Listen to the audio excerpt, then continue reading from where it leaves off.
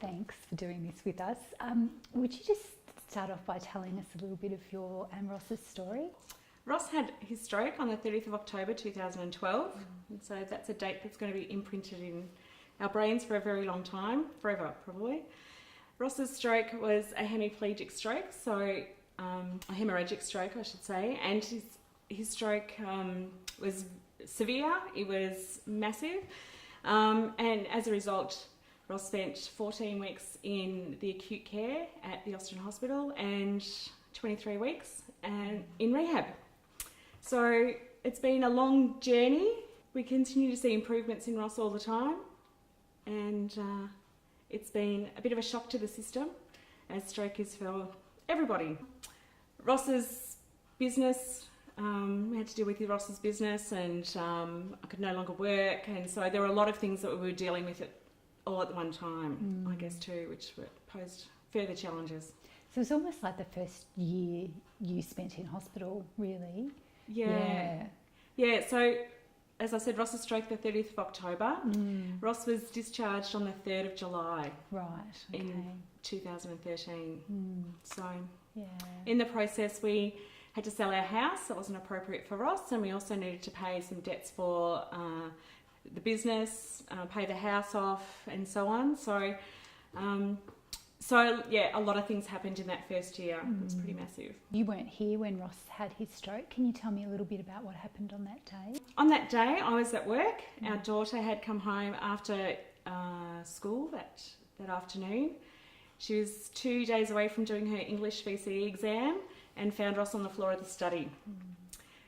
We weren't sure how long Ross had been there, and Brodie called the ambulance straight away, and she rang me at work from... It's like, Brodie, I can't talk now, I'm in a meeting. Mum, you need to talk. So yeah, that's... Brodie doesn't like hospitals.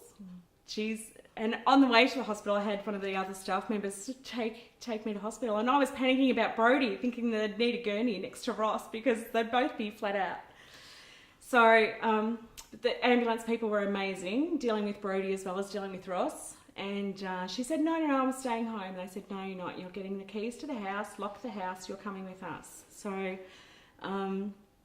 the ambulance people also spoke to me over the phone as well and said, this is what we think's happened, this is where we're going to. And it was all very much a shock to the system.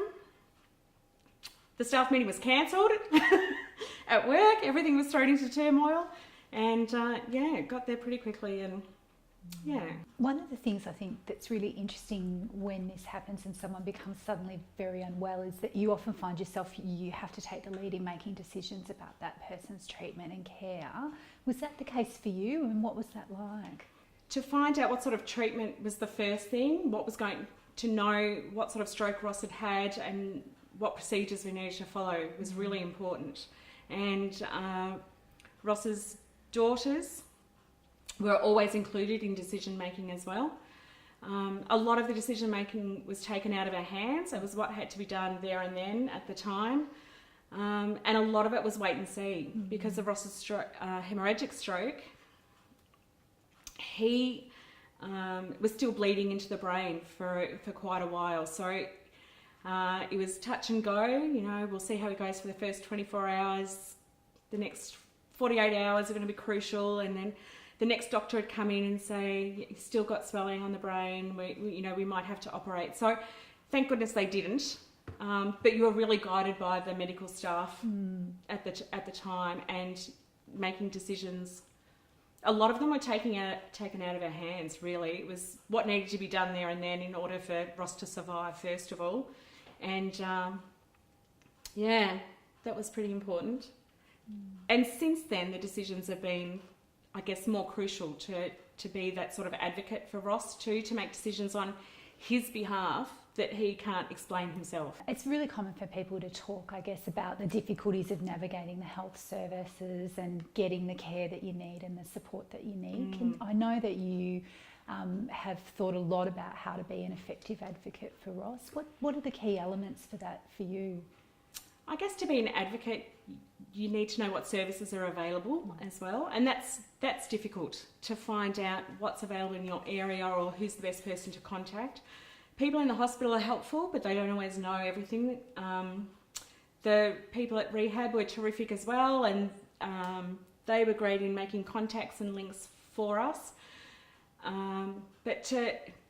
It's really concerning when you know Ross is unable to speak for himself, that if you leave him, you're putting your trust in everybody else who's in the health system and who's there, from the nurses.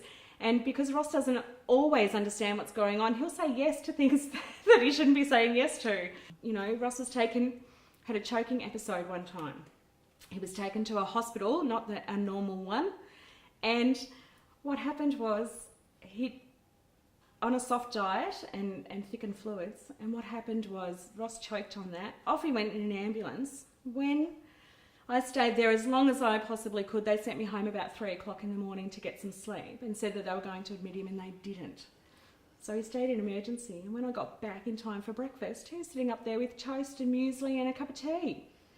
So I nearly, because Ross said yes.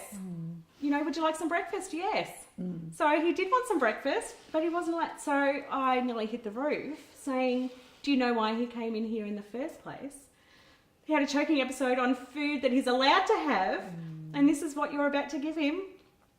So it's really concerning. You know, you're thinking all the time, when Ross is in hospital, what's going to happen? And it doesn't matter how many nurses you speak to, they still need to do a changeover to the next person, to the next person. It's like Chinese whispers. It always gets watered down a little bit. Ross spent an enormous amount of time in hospital, and that takes a real toll on someone's spouse and the family, because of all these things that you're talking about, and because of the fact that normal life actually continues as well. So all the normal things that you have to do have to be done as well. How did you balance it? How did you, I guess, look after yourself and look after Ross at the same time? From my life being in a professional life and having the people around me, it sort of became a different life where it was the nurses and the doctors and the allied staff who I became friends with to be able to, you know, get great access for Ross. So I was there every day, but when I was there depended on what else needed to be done as well. So whether it was, you know, selling the house and meeting the real estate agent, or catching up with the solicitor here or there, or those sorts of things, just fitted around when I needed to be at hospital with Ross. So, you know, you tried to make sure you were there when the doctors did their circuit in the morning, but you know, sometimes they're caught up or they've already been, and you missed out on the information that they were sort of passing on. So things still had to keep going. You know, you started to do the washing and you still clean the house and all of those sorts of things. And I guess some of that went a bit wayward. And as for caring for myself, I think I let myself go quite a bit. It was the entire focus was really on Ross and trying to get Ross well enough to come home. Yeah, so it's a difficult thing for carers to be able to, yeah, I should be as fit as a Mallee bull with, you know, the exhaustion and the physical work that it takes to care for Ross. I should be, but it's not the case, I'm afraid.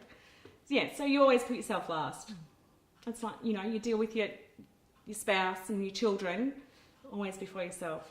And I guess as part of a carers group, it's really important to, you know, that we can get access to, you know, some suggestions to be able to look after ourselves and to other people who are in the same sort of situation as well.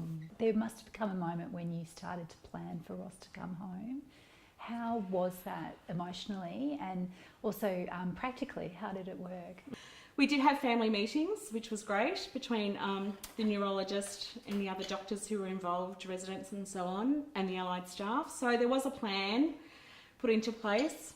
They were great advocates for us too, knowing that that we were in the process of moving into my sister's house, and like a whole lot of things had to happen before we were able to actually get there as well. So they were great advocates in helping us to sort of wait until things were ready.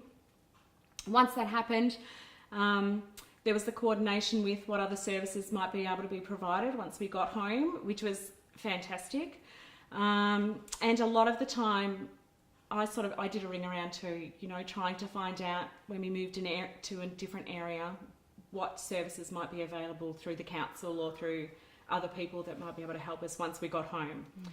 So there was a plan for the occupational therapist, what sort of things Ross might need before we got there, from equipment, the bed that would be suitable for Ross, the commode, all of the sorts of physical things that we needed as well. As the physiotherapist training me to be able to get Ross in and out of the bed with pivot transfers and getting him in and out of the car, and how to look after myself as well as looking after Ross, you know, in those sorts of transfers. And the speech therapist, I had a couple of sessions on, you know, thickening foods, or thickening drinks, and what sort of foods that we could eat, and those sorts of things. So, yeah, they were just fantastic resources. It sounds like you felt prepared when you got home. Yes, I did. I did feel prepared, but I also was very emotional. It was very challenging. I guess it's harder than what you think sometimes. You know, you think I can do anything. There were a couple of times we had people say, I think Ross is going to be too much work for you. Maybe he shouldn't be going home. And I said, no, he's coming home. You know, I didn't let it even enter the mind. So it was really, what do we need to do to get him home? So that was the plan. You know, we had to work around plans that we're going to get him home. It's not possible for everybody. Yeah, I guess Ross is just lucky that he's got a younger chick who could help him out. And the family too. It was Ross's older children. It was do what you need to do, you know, and let us know how we can help more than anything else. So, yeah, the plan was, we're going home. What do we need to put into place in order to be there? It was challenging and emotional once we got there. And I did that sense of dread almost, that we're alone. What happens if something goes wrong? It was really, yeah, sort of wells up and you go, oh, I'm okay. And the advice was from the doctors, if something goes wrong, just call an ambulance. So it's all right for you to say, but I've got to deal with it in the meantime. But yeah, we're doing all right. Yeah, it's a massive adjustment going from a hospital environment where there are people there 24/7 to being on your own. The other thing that the hospital did do is, because the house that we were going to wasn't ready, we actually spent a weekend in the ward. So we were in a room in the ward that was empty, and I was caring for Ross that whole weekend. So the nurses would still bring around the medication, but I would give them to Ross. And I did the showering and getting in and out of bed. But they were close enough if I needed them to ask them questions or to get help. And that was terrific. Apparently the process generally is you go home for a weekend and have a bit of a practice. But because we weren't able to do that, they were able to find us some space in the rehab ward that we could have a pretend practice. So it was great. It was, yeah, a steep learning curve. And I think I couldn't have done it without that practice, because there are things that I do now that wouldn't have even entered my mind, you know, more than 3 years ago. Can you tell me about the book that you kept throughout Ross's initial rehabilitation and treatment? Because so much was happening as soon as we got to the hospital when Ross first had his stroke, the book became a bit of a lifeline for me, and I guess for a record of what happened and when it happened. So I decided that I would write down everybody's name, who we met, and what their role was, and anything that happened that day. It could have been Ross's mood, or it could have been what he got fed, or anything that sort of kept track of what was going on. I found it really helpful that I put procedures that Ross had. Ross had a tracheostomy because he had difficulty swallowing his saliva. So we had a couple of trips back to 3 trips back to ICU in Ross's stay. So I was able to record when he went there, what it was for, what sort of things happened when he was there. Now you've moved on to having some swing cards that are like an easy introduction to Ross and his, things that he needs in his care. Can you tell me a little bit about those? Did you want to see that? Yeah, show me. I should show you the book too. So we've got a bit of an emergency care plan on the front that tells you about Ross, what sort of medications he's on. So this goes with Ross, he has a bag that goes on the back of his wheelchair whenever he goes anywhere. It talks about the sort of services that we use, who to contact, emergency numbers and so on. It also has a information about Ross's difficulties with language and communication. Talks about those. It's an explanation to people who have contact with Ross. It also has tips on how to communicate with Ross, what sort of questions to ask. It has the stroke history, so all the things that I had included in that book, I did a summary. So that's also a great referral tool to use as well for anybody else. And so the speech therapist helped me with the communication information, and the occupational therapist helped us with the information that went out about Ross's wheelchair and how to use that safely, getting up and down ramps and those sorts of things. So it's a great referral tool, and I actually put it together and emailed it to our friends as well. So if they ever were with Ross without me, they'd have that information available as well. So they'd sort of done some pre-reading before they met him, I guess. Again, you know, out socially as well is always really difficult. So when we're out together, it's a bit different because I kind of hover. No, he's not allowed to eat that. But it was really good for our friends to have that information before we got into a big social gathering again. So once Ross came out of hospital, I think the first time that the group of friends that we've got together again was grand final day. So everyone had that information before, so they sort of knew what sort of questions to ask Ross or how to communicate with him. And some things are clearer than others when Ross speaks. But sort of gave them that idea that try not to isolate Ross either, and to include him in your conversations and things like that. Yeah. So you've been quite conscious of needing to build a bridge back between your friends and yourself, and that sometimes people need a little bit of help to kind of get there with you. Yes, very much so. And it's very confronting too, I think, for other people who haven't had anything to do with people with disabilities. I think some people can find it very confronting. They don't know what to say. You know, if you're standing next to Ross and he's in his wheelchair, you know, there's a height difference. You know, do I get down and speak to him, or do I, you know, it's trying to talk to Ross. Ross hasn't changed. He's still got the same wicked personality. He's still very sarcastic, and you know, Ross is still there, and that's what you're trying to get across to people. It's just that communication that's changed, and the way that you do it.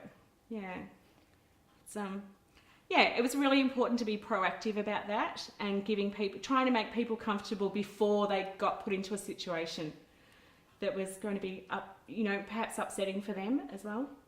Yeah, absolutely. Yeah. I've heard a rumour, I don't know if it's true, that Ross's friends thicken his beer in the pub for him. Is that true? Well, it's not quite true. Oh, damn. We have tried to thicken the beer, but we haven't had a lot of success. It does tend to just go frothy. So we haven't had a lot of success, and Ross is, although he would like to, some sort of, you know, I have had phone calls from his friends who have taken him out to the pub for lunch, and they've said, Ross wants a beer, is that okay? Well, if you want to thicken it, yes, that'll be fine. Here's a big picture question, I guess. What is the thing that has helped you the most in navigating life after Ross's stroke and becoming a carer? I guess just being positive and being open to finding out about information and being able to, you know, a bit more of a can-do kind of attitude rather than trying to find the negatives in everything. I think just trying to be positive and working out what you can do and getting help for the times that you can't. So finding out where to get that help from. It's a challenge. Being a carer is a challenge. It's emotionally draining.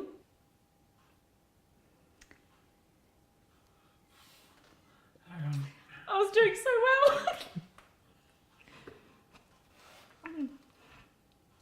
It's tiring.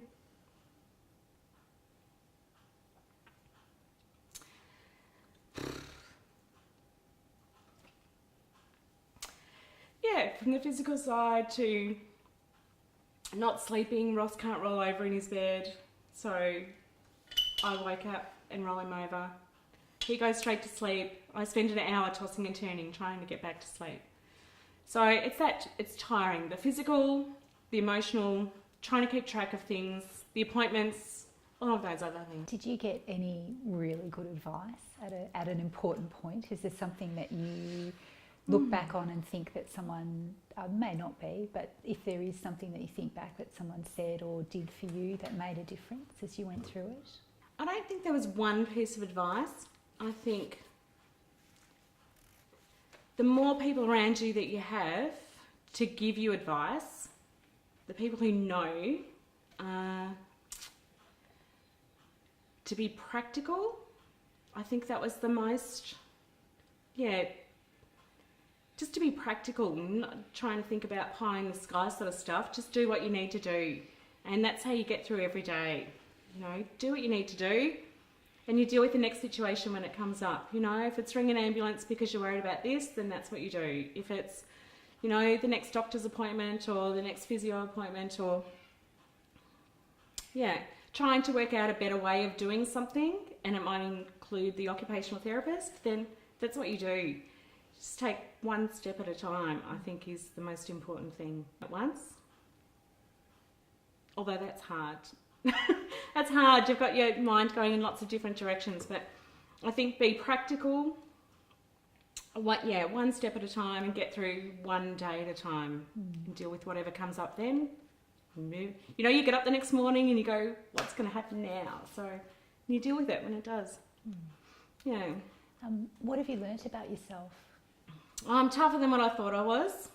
I'm an emotional wreck sometimes, and that comes with, Ross agrees, that comes with being tired, I think. But I'm pretty tough. And I think our family are pretty tough, and we've got great friends, and sometimes you think about all the things that you lost, you know, not being able to work or not being with that group of friends, or you can't go on that weekend away that you used to go away on, and those sort of things. But then you think about all the things that you've got, and a lot of reflection, I think. And you know, I've got my health, I've got Ross, so between us we can sort of work through lots of things. And you might have lost some friends or might not have the same contact with them, but I've got new ones. We made, you know, nurses who are friends now, and carers in our carers groups who are friends now, who understand what you're dealing with.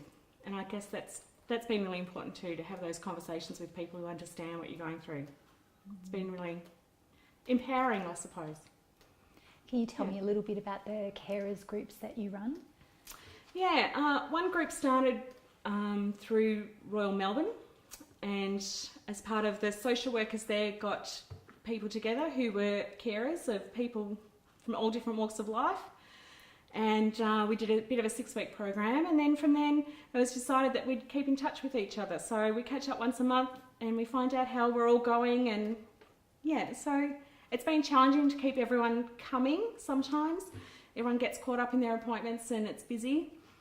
But we've got dates set, and those who can come and catch up for a coffee and a chat. And now that we've moved out here to Doreen, we've started a new group out here, and trying to build that up with people who are in the same situation. I think it's really important for people to be able to talk to other people who understand what you're going through and can relate to. And you're not just having a whinge. I think that's really important too, that you need to understand you're allowed to whinge. You know, things are tough. Things are, you know, you have good days, great days, and you have really horrible days, and where things are really difficult. And it's great to have other people who you're able to talk to. What advice would you give to other partners or family members who are going through, I guess, that initial stage of being in acute care and going through rehab? Ask as many questions as you can. Be informed. Say yes to everything, from research projects to assistance to, you can always say no later on. But if somebody says, would you like a follow-up appointment? The answer is always yes. Don't say no to anything. Ross was involved in a couple of research projects which were just amazing, and And I think that also helps people to, you know, prevent stroke further down the track, or to help treat people who've had a stroke further down the track. So I think it's important to give back as well. But don't say no to anything. The answer is always yes. And if it doesn't fit in later on, or if you don't need that service, you can always say no later. But yeah, see as many people as you can. As a result, Ross has had great access to different services.